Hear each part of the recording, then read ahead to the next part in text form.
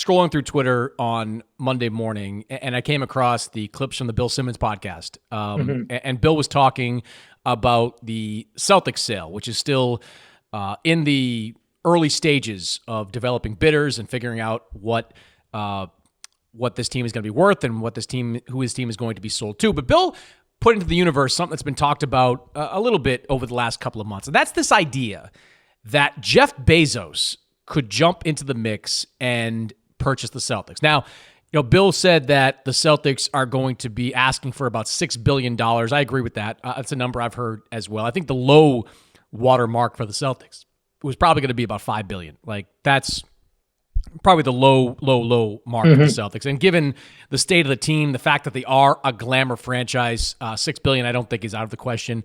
And when you put that kind of price tag on it, there really are only, a relatively small number of individuals that could make an offer that would satisfy that price tag. And Jeff Bezos, of course, is one of them. Centi billionaire, whatever you call it. I mean, the guy's worth well over $100 billion, whatever right. the number ultimately is. And I was intrigued by this idea because, look, Jeff Bezos, I think, would be an ideal owner for the Celtics. He's someone with, the kind of deep pockets that would, be able to pay these big luxury tax payments that are coming over the next few years. I think as an owner of a corporation, he has done a pretty good job with the Washington Post. I mean, they've had their ups and downs like most in the media industry have, but overall his stewardship, I think, has been a success of the Post. And I think Jeff Bezos would do something that I think is a long time coming with the Celtics, and that is build their own arena. Like, for people that don't know, the Celtics do not own the TD Garden. That is owned by the ownership group of the Boston Bruins. It is a Bruins building, and the Celtics effectively pay rent. Because of that, they can't, do a lot of things that a lot of NBA teams with buildings can do. Can't hold a lot of outside events, can't do whatever they want when it comes to their own franchise. I would imagine Jeff Bezos, if he buys that team, is going to be looking to build a new arena sooner rather than later. So I'm all in with this idea of Jeff Bezos as the owner of the Celtics. How do you feel about it? It's definitely interesting. I mean, with that luxury tax bill that's coming, you're going to want someone with deep pockets. I think that's interesting, and that's kind of a real, to me, the most important part of these sales talks is, are you going to get an owner who's willing to spend to keep this team together? Because it was, we weren't talking about it then, but it was kind of very funny when this news came out that the current ownership group was looking to sell. Just the timing of it after giving out contracts to basically this entire roster, which, by the way, I think is the right move. That's what we want all these ownership groups to do, right? Keep these championship teams together. I like that they're kind of spitting in the face of the CBA, designed to break up a team like the Celtics.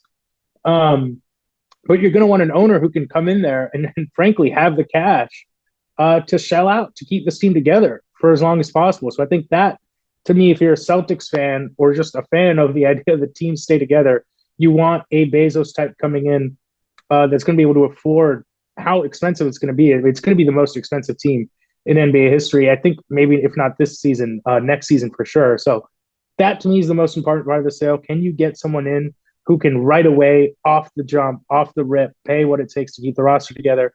The building thing is interesting because I saw your tweet and then I was doing some research about it because it never occurred to me that the Celtics didn't own that arena. Yeah, I will say what would be interesting about them going that route. I mean, we don't have to get into city planning here, but that's a very easy arena to get to. I know we like to dump on Miami fans. That's one of the worst arenas to get to. Whenever I'm in Boston, I'm amazed by how many different ways I can get to that arena really easily. I don't think it's ever going to be an issue in Boston to fill that arena on time wherever they put it, but it is nice how convenient it is. I'll say that.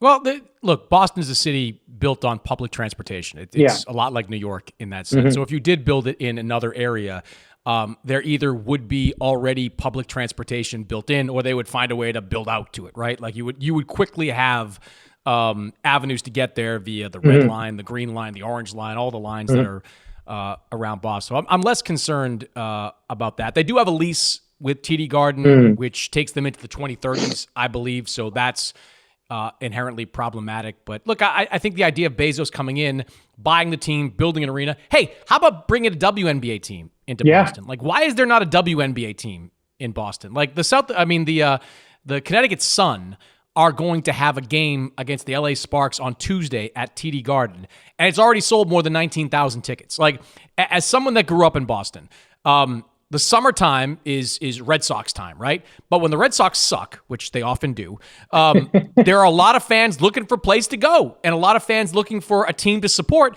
And if you put a good WNBA team there, I think there would be pretty strong support for it. We've seen the way the WNBA has grown over the last 5 or 6 years, especially this year. It's taken off, thanks in large part to Caitlin Clark.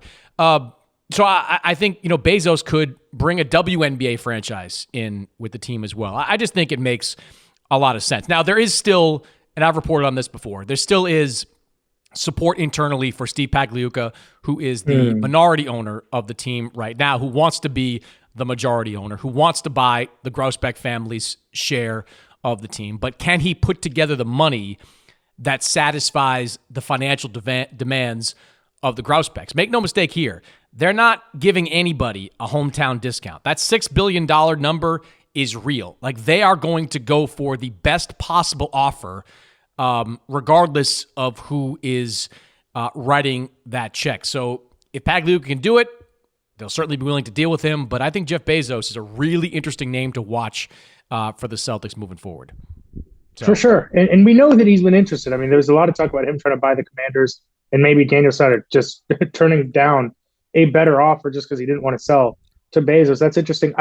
The one thing I'm curious about, I don't know like how much you know about it, like the idea that it's going to be like a multi-year process. It sounds like no one's going to be able to buy this team. It's not in one fell swoop. Not. The NBA is not going to go for that. Like that. Got it. That to me was Wick Grousbeck, who I think is the least motivated member of the Grousbeck family when it comes to selling this team. I think that was his way of trying to stay in the mix while this team is really good, right? Like they've got a window now of 2 or 3 years, and this idea that you're going to sell like, what was it, like 50%, 49% of the team by the end of this year, the rest of the team in the next couple of years, Grousbeck would stay on as team governor. Like that to me is pie in the sky. Like that is, if Jeff Bezos is not doing a multi-tiered buying process. Right. Because Jeff Bezos, that's what I figured. Yeah. He's got $6 billion in like his E-Trade account. Like it's this guy's got the cash. He can write a big check right now. He's not doing it over a multi-tiered process, not involving banks in all this.